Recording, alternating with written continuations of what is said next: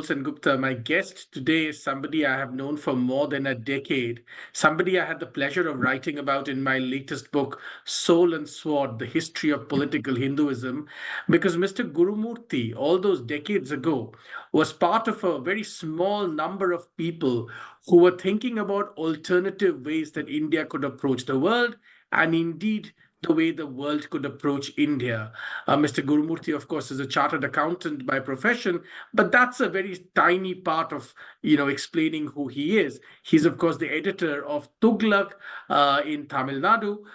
He also is the chairperson of the Vivekananda International Foundation, which has just published under his leadership 11 distinct volumes on re-understanding or reimagining ancient India's history.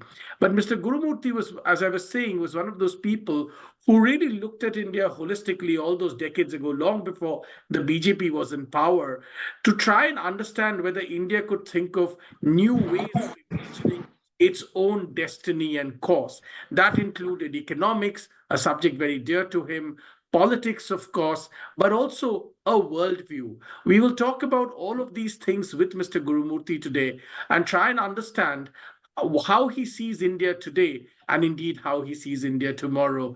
Mr. Gurumurthy, thanks very much for your time. Thank you. Hindol, how are you? I am well, sir. Thank you. And thank you for joining me. I have very fond memories of our long conversations. Let me then begin by asking you a question, in a sense, taking off from our old conversations.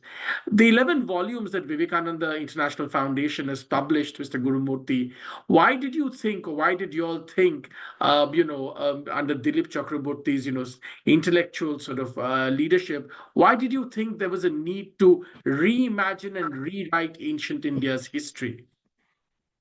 See, for that you have to go to the origin and conception of the Vivekananda International Foundation itself. In our post-independence history, we never developed a national think tank. A think tank which will not be funded from abroad and which will not even expect government grants.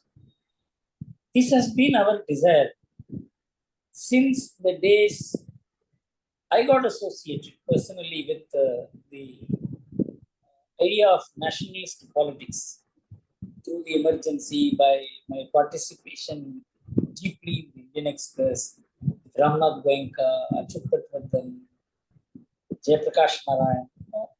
At the age of 27, all my friends were above the age of 70. You can understand that I was exposed at a very young age. Persons of such unimpeachable character and deeply rooted in our history, in our traditions. So that is how my journey began. So you rightly said that the chartered accountancy part is a very small part of the whole journey. But that is what put me in touch with the corporate world, including Indian Express to start with. So our idea was to develop a nationalist Indian worldview. We look at ourselves through the West. It has been the case even during the freedom movement. Mahatma Gandhi or anybody, including Rajani Palmer, who started the Communist Party in England, he said India should look at it in its own way. He even mentioned Vedas as the starting point by which India should define itself. Of course, the communists changed their position several times over later. So the freedom movement was to root India in its culture, in its values, in its ancient way of life.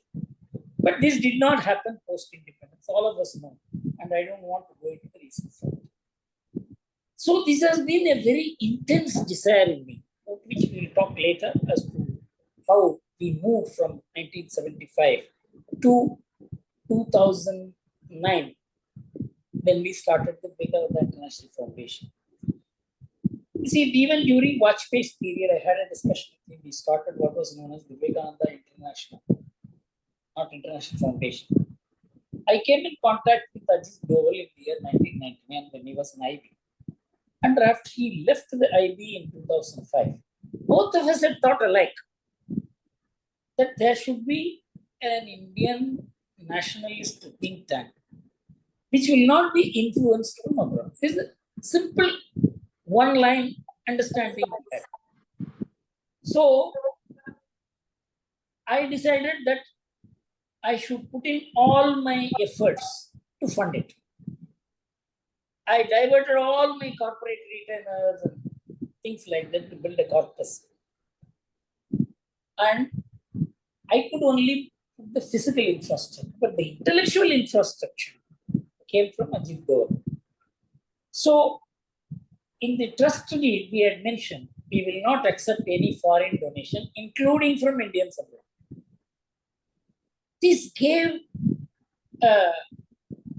the definition of Vivekananda International Foundation, because money is through which you are very easily influenced, and you don't have to disclose where you got the money from. So when Vivekananda International Foundation was started in 2009, we wanted to recall the idea of our freedom fighters, that India should write its own history. And in fact, rewriting history and the way West has defined us, and we are quoting them repeatedly, or if there is some positive quote, we feel very happy about it. So this kind of West-induced participation in public discourse was demeaning India. And so we thought one of our projects, we did many things. Some of the things we will not even be able to say because they were so critical to the national security. But this one project we openly announced that we will bring out the ancient Indian history. It is not rewriting history. It is going to the roots, getting the irrefutable references which are available, which were ignored. And so that is how the 9 volumes started. We also got Dr. Chakraborty, who has no frills.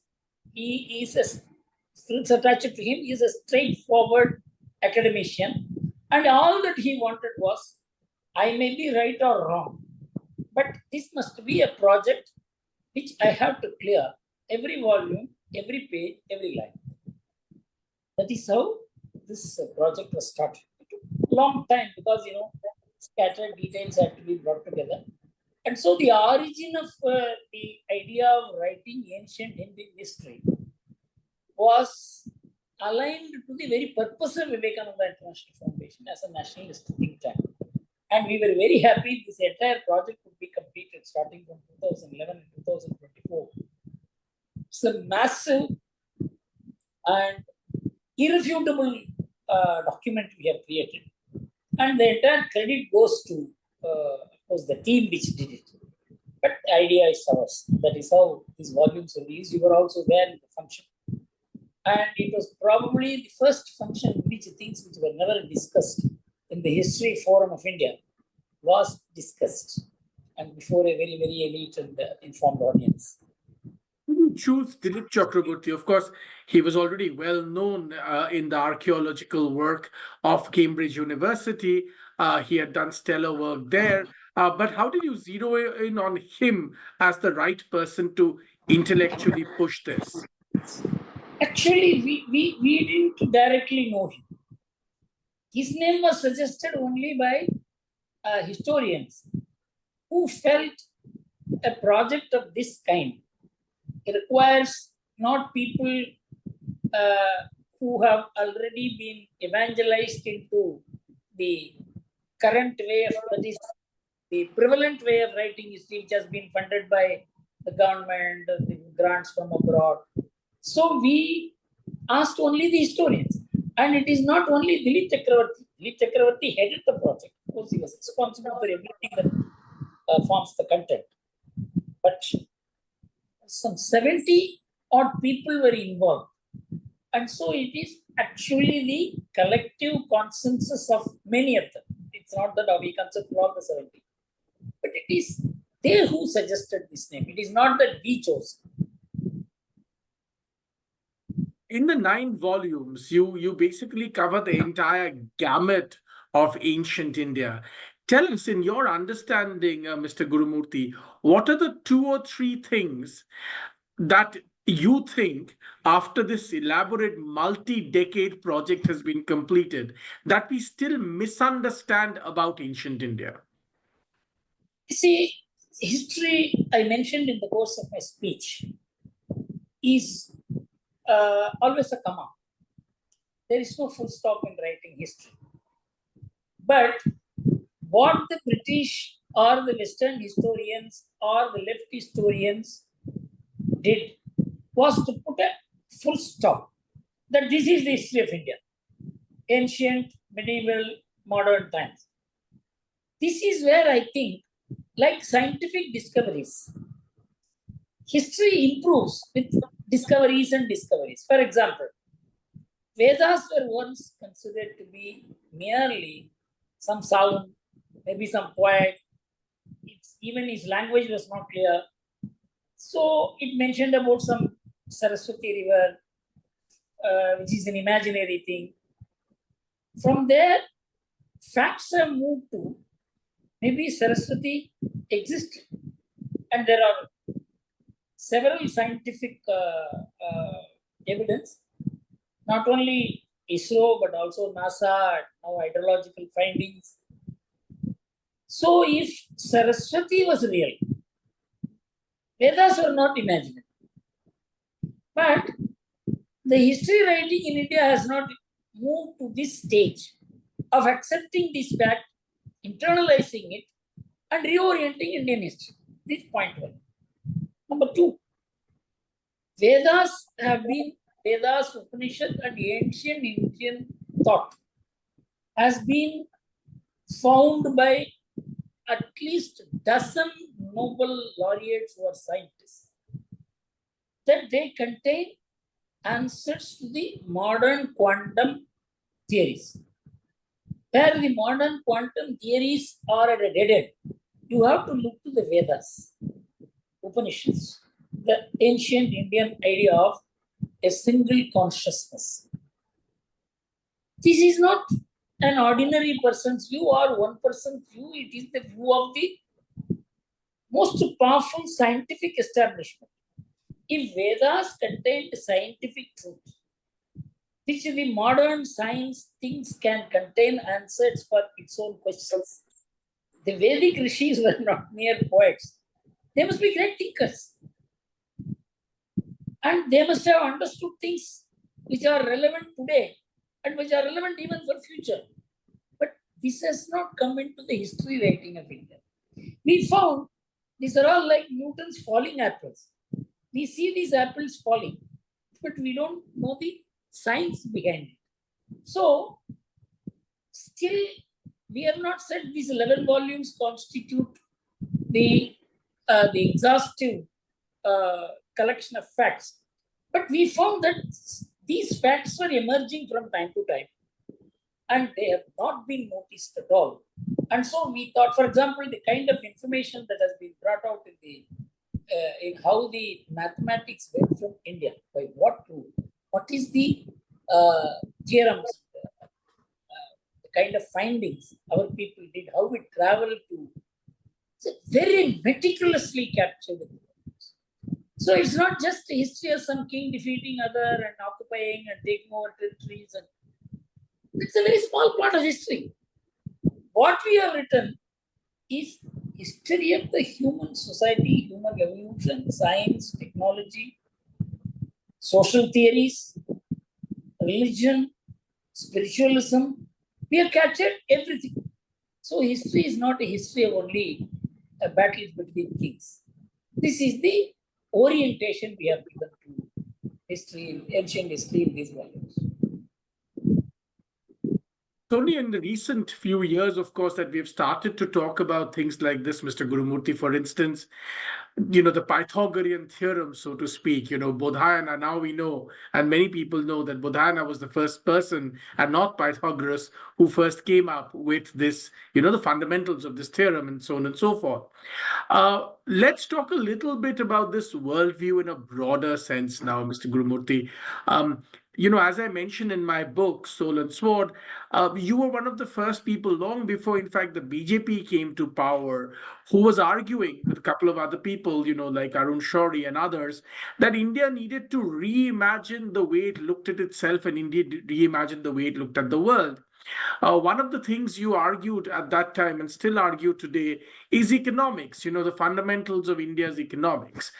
Today, many of the things that even you and I spoke about a decade ago are sort of, grassroots re-triggering of entrepreneurship. All of those things seem to be happening again. Talk to me a little bit about how you think of Indian economics at the moment, keeping in mind India's position as the fifth largest economy now, in the world. See, my understanding about economics came from my understanding of business and finance. I was considered to be one of the idea generators by the corporate world in the late 70s and 80s in the field of finance, in the field of accounts, in the field of law. I was known as some kind of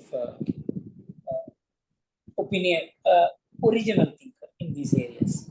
So this is what put me in touch with the broader idea of economics. From business economics and financial economics, I went into the larger idea of economic theories. Because of my upbringing in my own, I started from my village. So I could see there is a wide gulf between economic theory and the society. The society has no idea of what kind of assumptions are being made in making policies, which has nothing to do with its life, it has nothing to do with what it has been doing and it is doing and will continue. For example, now, of course, in my journey in the last 35 years, to classify economics as a discipline in itself and as a supervening discipline, dominant discipline, which rides over all other things, has been the fundamental error of Western economic theories. This has now been accepted. After 2008, a theory that has developed is that economics has evolved into two different things. Of course, economists themselves say it. That's why I'm saying it. Market economics and market society. Market economics is that we know. From vegetable market to stock market, market is there somewhere. But market society brings market principles into a family, into a society, into a community, into a country. Like, for instance, you can buy Coca-Cola on your forehead and walk around for 6 months and get $3,000. Or permanently etch it and get $300,000. That is, you commodify yourself. This is market society. In fact, the Economist magazine recognized this when it wrote in 2009, after Asia rose ahead of the West after the meltdown. It wrote that how Asia rose and how Japan rose. It is because they have limited market economics to the market. They have not incorporated in their daily life. And so market societies have lagged behind, and market economics, where the society and the market work together, family and the market work together, community and the market work together, culture and the market work together. This theory developed much, much later to 2008.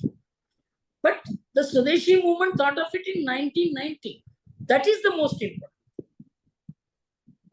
So we got validated by what happened later. And now one more element has come in, which is the most fundamental element, that is environment, ecology. Unless your lifestyle is aligned to these things, your economics is not only unstable, it can dynamite the world. I'll give you a small example, which I have, in fact, I told this to the Prime Minister in the context of what he has been speaking as the core value of the G20, which he headed. That is one earth, one family, one future. So I had a discussion with him and I said the content of this, the vyakhyana for this will have to be what I explained to him. He said, Guru, you deliver a speech in the Niti Aayog on this. Then I delivered a speech. I'll give you in 2 minutes what I said. You see, India has just 2.4% of the global land area. And it has 18% of human population. It has 30% of bovine population. It has 40% of cattle population. It has 8% of world's mammals, birds and mammals. It's just a wonder how this human ecological miracle takes place. It's not an accident. This could not have happened by accident. So we began to find how this happened. This is because of a philosophy, a lifestyle of coexistence. And this coexistence has made Indians cereal based in their footstep, not meat based. It is not that the Indians do not take meat, but they have defined the role of meat in the plate. So our meat consumption today is 3.1 kg per head per annum. Whereas for America, it is 124 kg. And in South Africa, it is 180 and all that. But this idea that we have to live with nature has made Indians adopt cereals as the main course. And now the scientists say that cereals give 83% of calorie value and meat gives only 17%. Cereals give 63% of the protein value and meat gives only 37%. But meat gives 10 to 100 times the CO2 gas emission. Now the discourse is the world is warmed up by meat eaters. That is, who dominantly eat meat. In India also 60% of the people are meat eaters. Only 40% is vegetarian. I can understand if India is 90% vegetarian. No. We also know how to contain eating meat. On certain days we don't eat. Marriages we don't eat. On certain tithis we don't eat. We put restrictions on ourselves. With the result, we have been able to sustain such a large population, lived with animals. We transformed into worshippers of animals. We are called animals. But the fact is, even during the time when we did not have food in 1960s and 70s, the cattle population kept rising in India. So I said this is all because of the philosophy. Philosophy gives you the object and goal of aim of life. And that gives you the lifestyle. And the lifestyle gives you the habits. And the habits say what you want and don't want. And accordingly, your production supplies. I found this whole thing actually right in front of me as our economic model. This was incorporated in the Niti Aayog resolution by the Prime Minister on the 2nd January 2015 that we will develop Bharatiya model for development. Of course, after the COVID, he redefined it as Atmanirbharta in economic terms. But what I am mentioning is that this has become such an irrefutable understanding or the Indian way of looking at the world that the world thinks today they need meat-free Mondays. They don't know how to bring down the meat because you don't have a philosophy to handle meat, because you don't have a philosophy to handle animals, because you think they are merely consumable items. So India has a message to give to the world, not only in, I will extend it to two more things. For example, in India, there are 4.9 persons per household, because we keep our parents, some grandparents, all of us live together. So if our average number of persons comes down to 2.5 like America, we will need 150 million more houses. This will cause in America a reduction of 1 person per household. When construction of 8.5 30 million houses, which cost $8.5 trillion. So our culture of living together has avoided economic catastrophe, environmental catastrophe, and social chaos. But this is not incorporated into our economics because we are a market economy and not a market society. In the same way, because we take care of our parents and even grandparents, people dependent on them, 80% of the elders today live with youngsters in India, according to the State Bank of India research. It means the government is unburdened to provide publicly funded social security for them. In America, the publicly funded social security system is running in deficit, you know it. And the current value of the future social security obligations is something like $72 trillion. This is the extent of deficit. But in India, this is culturally taken care of. So we found this whole journey, which we started in 1992, the Swadeshi movement, is now bearing fruit at the global level. This is not just an alternative, this is an alternative thought to the world, but it is our original thought, original way of looking at things, original lifestyle, original consumption pattern. If India takes to American way of eating burgers and, we will need 6 times the agricultural land we have. We will need 2.5 times the size of India. If you want to know all these details, you can get it in ourworldindata.com. So, India has a message today. This is emergence of India is not just political, it's not just geopolitical, it's not just strategic. It has a philosophy and a functioning lifestyle. It's not a philosophy stored in books. A functioning lifestyle which other nations will need to study. This is how the entire Swadeshi movement has evolved into a global message. It's no more, it's an Indian model. This is the universal model. Interesting, Mr. Gurumurthy. Let's unpack some of the things you said now.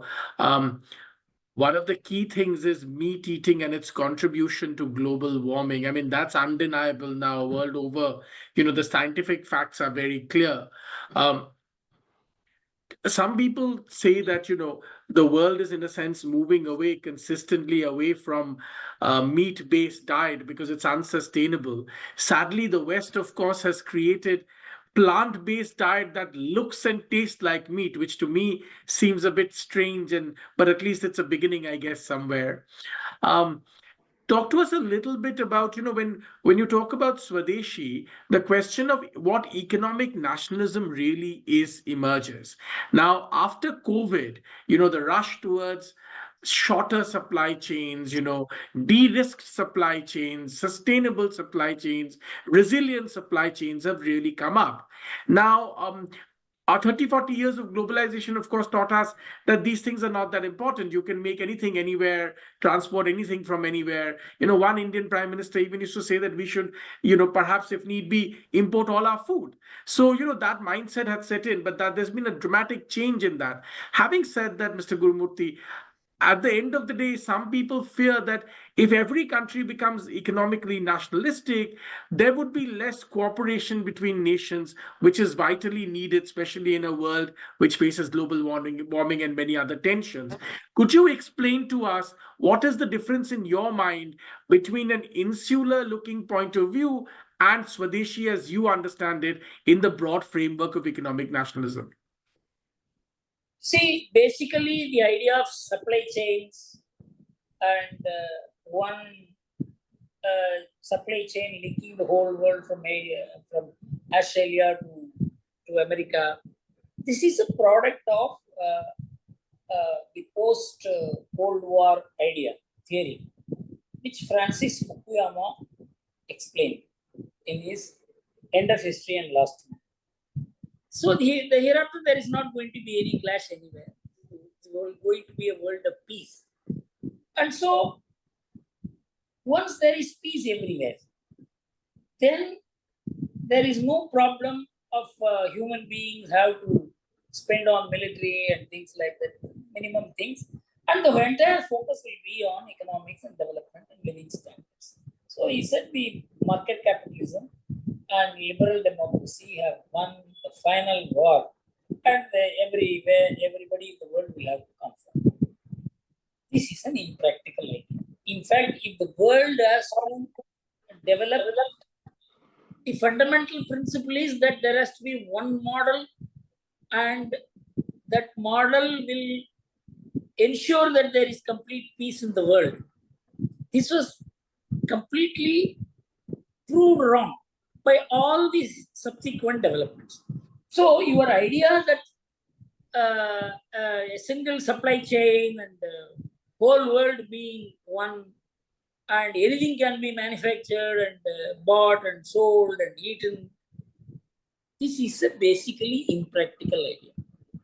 If any development model is to be rested on this, then you are resting the development model itself on an impractical idea. And you know, nobody even mentions Francis Fukuyama.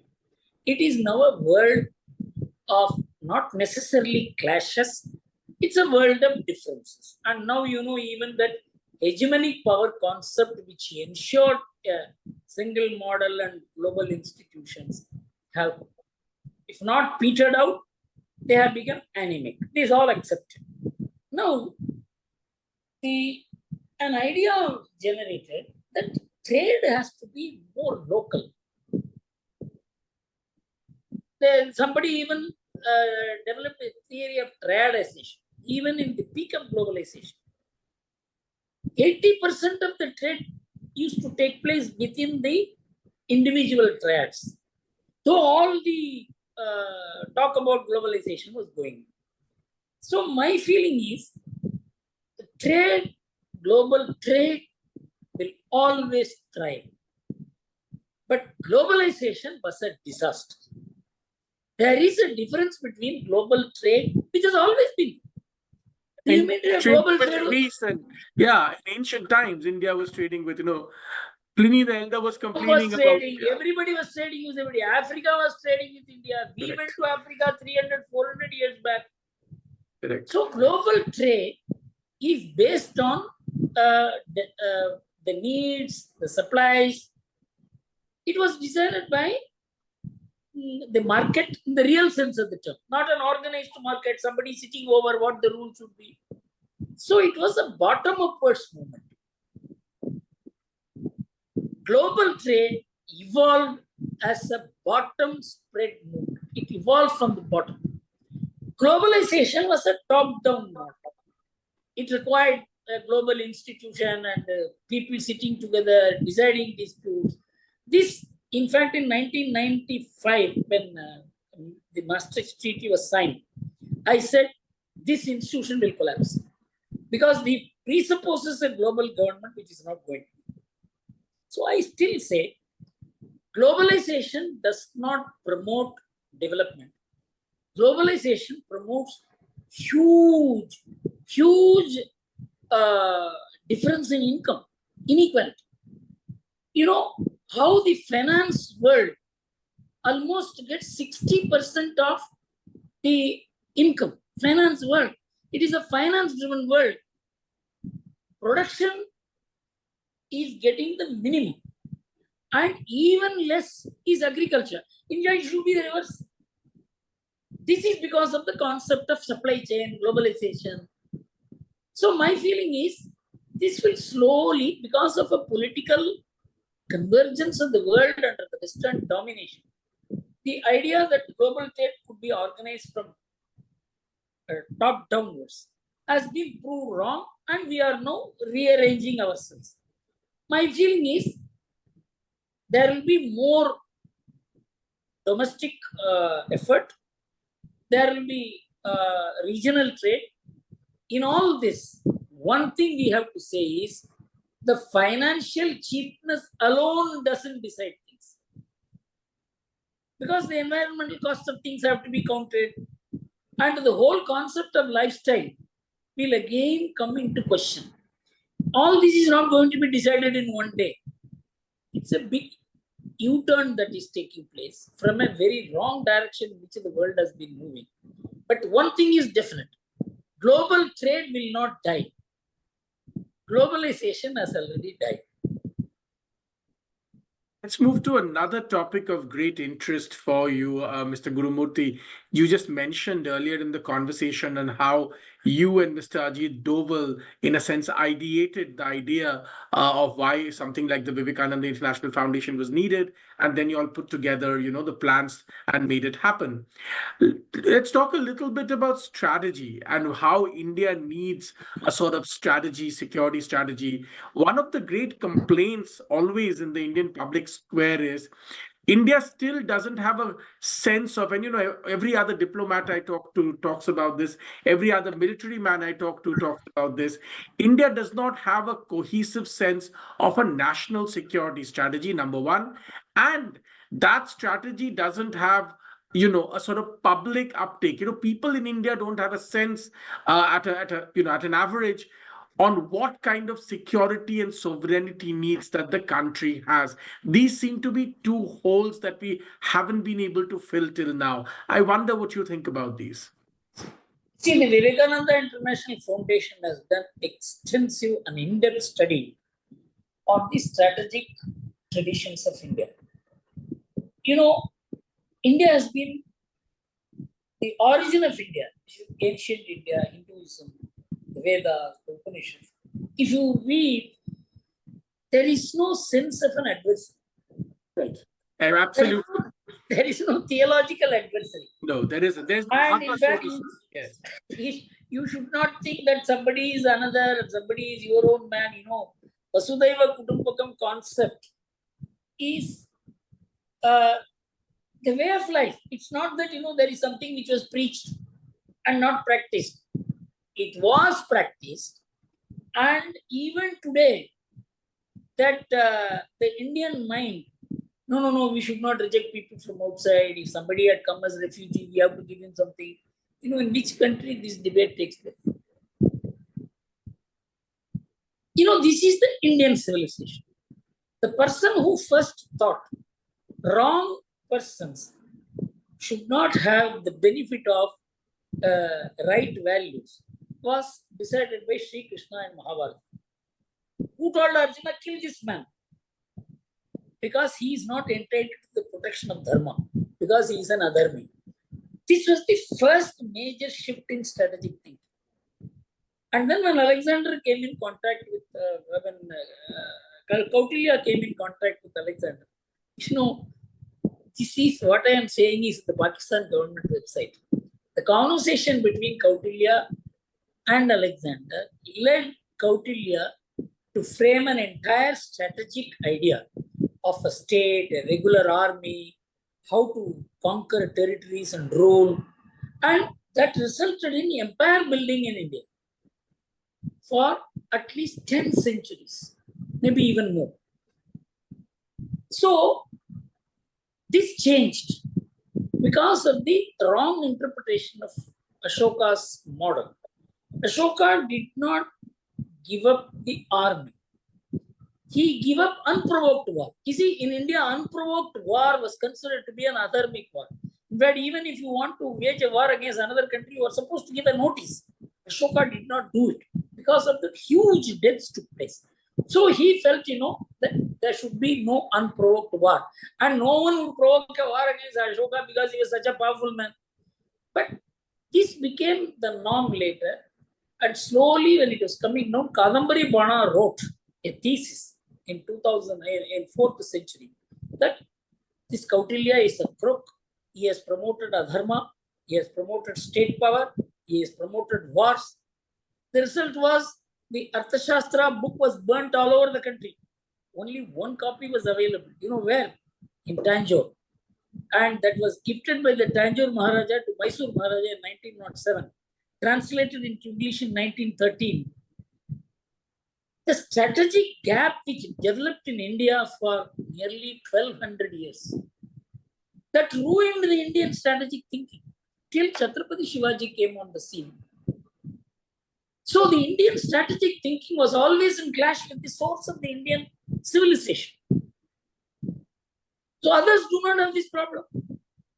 So this, during the independence, Mahatma Gandhi became a strategic thinker in the sense of setting the people against the state. This is the first major shift, strategic shift Gandhi gave. But post-independence, when we had secured the state, how to handle the state, not only within and also outside, we never developed. The first strategic shift, after defeats and all that, was by Indira Gandhi. 1974, she took the step of the Pokhran 1.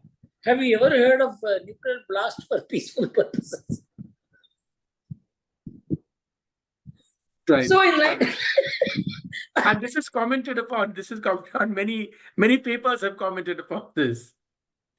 And then 1998, we said, no, we are a nuclear power. Clinton issued a statement, I still remember, a land of Buddha and Gandhi have done this. We were always land of Buddha and Gandhi. Did we ever look at us? This is a world of power. We need to handle power. We are always seen as lacking the will to power. This is an evolution which is taking place. But our civil service, our foreign service, our intellectuals, our media, all are still lagging behind. The political establishment has moved forward. We are now capable of, our state is today capable of handling the enemies within and outside. But the intellectual establishment, the so-called, I would even put it, the IFIs and other intelligence people, whether they cope up with it or not, different.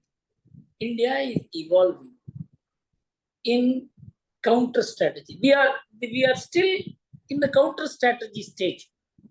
But when we emerge as a global power, for example, the decision we took on Ukraine, it was perhaps the most strategic decision that could have been taken. If we had not taken that, can you imagine the world today? The oil price could have gone, maybe hit $200. When India decided we will stand neutral and buy Russian oil for rupee, the whole world changed. So we have become strategic thinkers at the political and geopolitical level. But strategic culture has not still been internalized in the Indian discourse. So the confusion that you find is in coming to terms with the new reality. India's emergence, India's not only in economic, but also in terms of its defense, its overall intellectual capabilities. So there is a gap between the political establishment and the intellectual establishment. This will bridge once India rises and rises. Because the intellectual establishment in India always looks for some support. West was giving the support. That support has to come from India itself. I also want to talk a little bit about now as we come towards the end of our conversation, Mr. Gurumurthy. From strategic culture, I want to move to a subject that, again, you've been writing about on Indian democracy. Do you see Indian democracy? Because, as India rises, all kinds of things are said about Indian democracy. Indices, many of them highly flawed, depict a different picture. Concerns are raised by vested interests. Talk to us a little bit about how you see India's multi-party democracy, so to speak, and what future it has as India looks to rise from becoming the being the fifth largest economy to the third largest economy in the world by the turn of the decade. I will not merely theorize, but I will tell you my experience. So I fought against emergency. I was underground. That's right. I knew what emergency was. The Supreme Court in that famous case against emergency, this Jabalpur case. A question, they said, no, during emergency, no individual right exists, including the right to life. Because all rights are suspended. Because what is the origin of this theory? The origin of this theory is the social contract theory of the West, Yes. where all of us feel that we are anarchists, we need a powerful person to rule. We hand over all our rights, belongings, our property, our wives, everything to you. So whatever you grant will be our rights. So that grant can be resumed by the what is known as the eminent domain. Yes. This principle was the basis on which emergency was justified. Justice cannot put this question. Mr. Narendra, if a person is killed for no justifiable reason, is there no right, no remedy? He said, it may shock your conscience, my lord. If a sub-inspector, out of personal revenge, shoots a person down, he has no remedy, your lordships have no work to do. This was the emergency. And CM Stephen spoke in Parliament that Parliament is supreme. Who are you, judges? The judges have to listen. They are the creature of Parliament. Swaran Singh said, you have breached the limits. This is emergency. This is autocracy. But what we are told now, that we have undeclared emergency. Undeclared emergency is an oxymoron. Emergency has no value unless it is declared. And the laws are passed. And the courts are finished. And the media is shut. So this oxymoron is being used by the very people who impose the emergency of that kind. You see, India has its own model of democracy. It is not an atomized individualist democracy. Every cultural group is assimilated into our democracy. Caste has its value, religion has its value, region has its value, language has its value. This is India. This diversity is incorporated in the Indian democracy. But these 13 fellows and fellows who are the liberal democrats in the world, they have no diversity at all. The same language, the same color, the same this. You have no diversity to handle. You have finished off all the diversity and taken over, because the number of people who are supposed to have been subject to genocide in America is 200 million, according to the latest studies. You wiped out all of them, took out their land and populated it with people. In the year 1800, 87% were whites. You had no diversity to handle.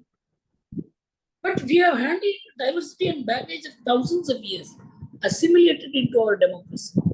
Now, there are two views about Indian democracy.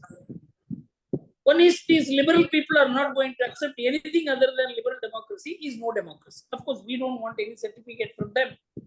But is there any democracy in the world in which this mass of diversified people overthrew a constitutional dictatorship?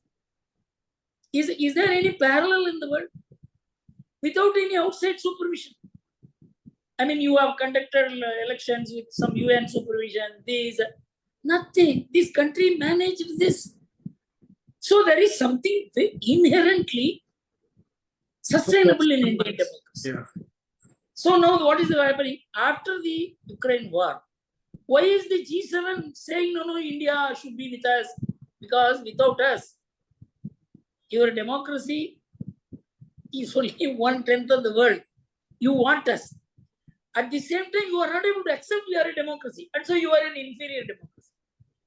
We have said very clearly, in fact, the Prime Minister, I was so happy an Indian Prime Minister had acquired the global status to tell the West, we don't want your lectures on democracy. It is the ultimate that I expected in my lifetime.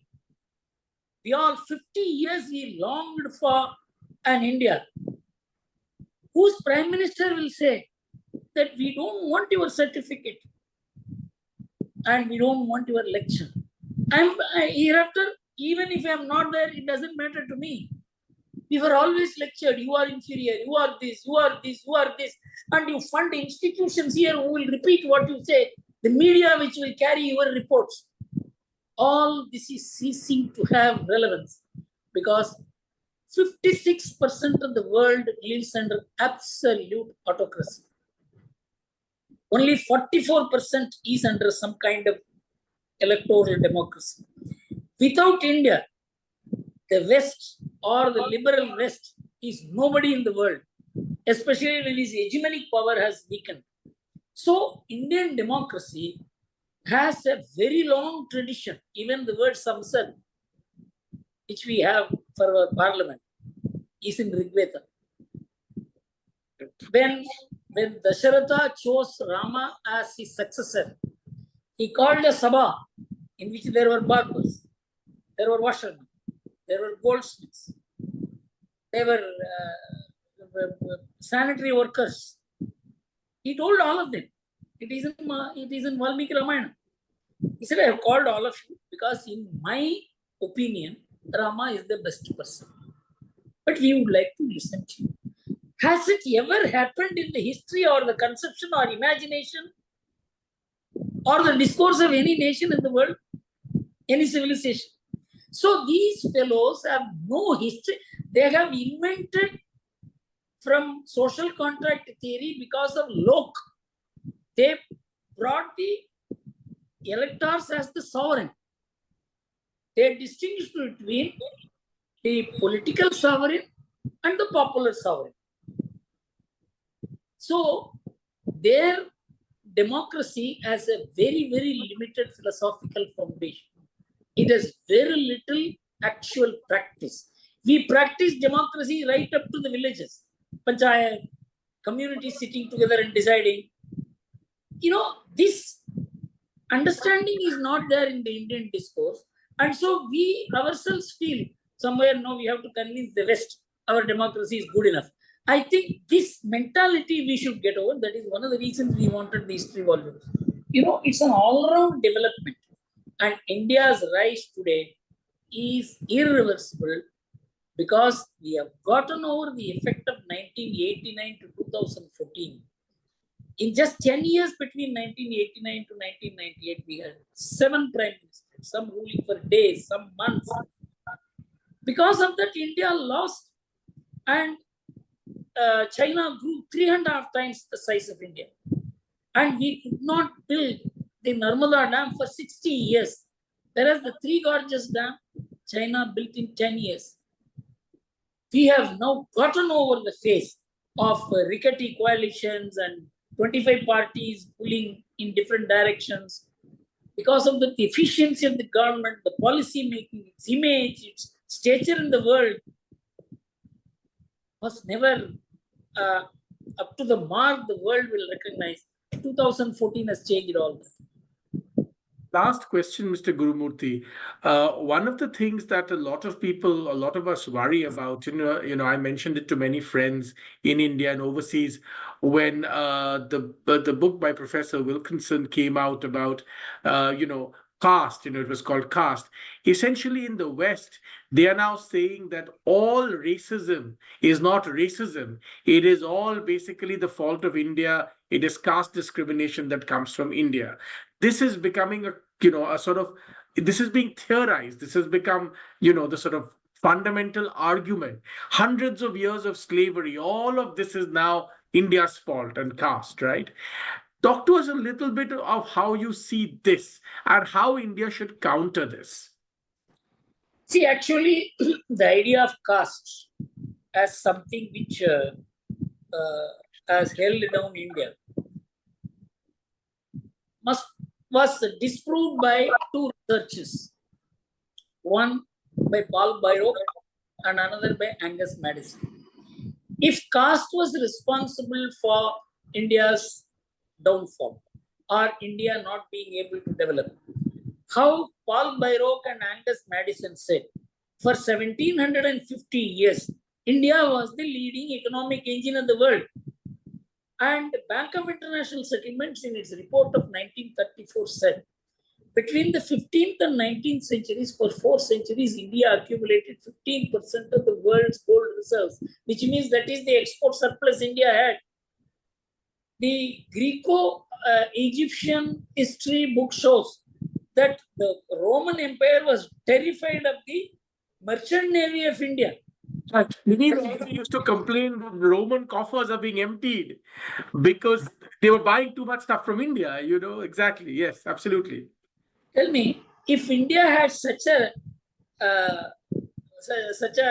rotten society, which it was suppressing, everybody had their role and right.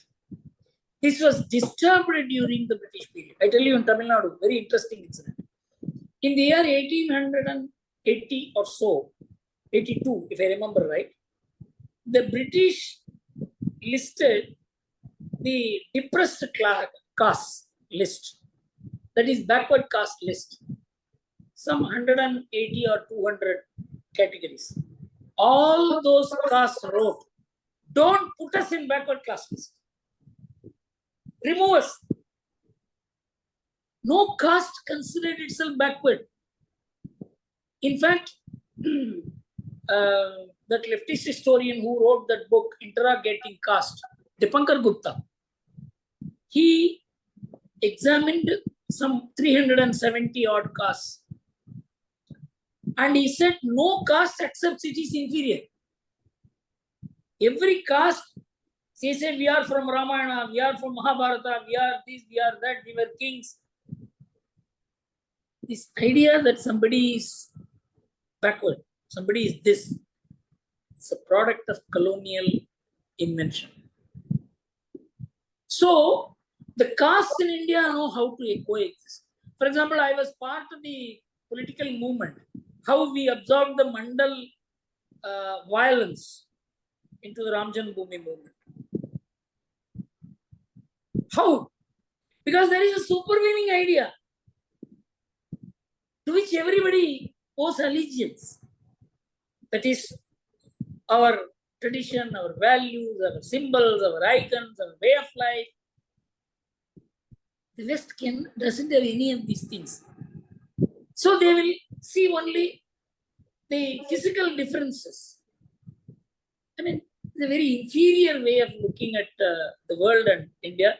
I think as India rises, we will be able to explain the very castes which are supposed to be the oppressed caste. They will explain to the world, gentlemen, you don't bother about us. We know how to handle ourselves.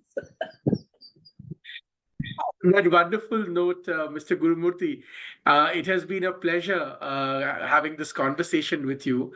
I look forward to many more such conversations, and congratulations once again for publishing all those wonderful volumes, re-examining Indian ancient history from an Indian point of view. I congratulate you and your team at the Vivekananda International Foundation, and thanks very much once again for having this conversation with me. Thank you, Hindol. Come to my office for a good coffee. Yes, sir. That's your promise to me. You serve the best filter coffee in Chennai. I will return soon to have it. Thank you. Thank you, sir. Thank you. Thank you.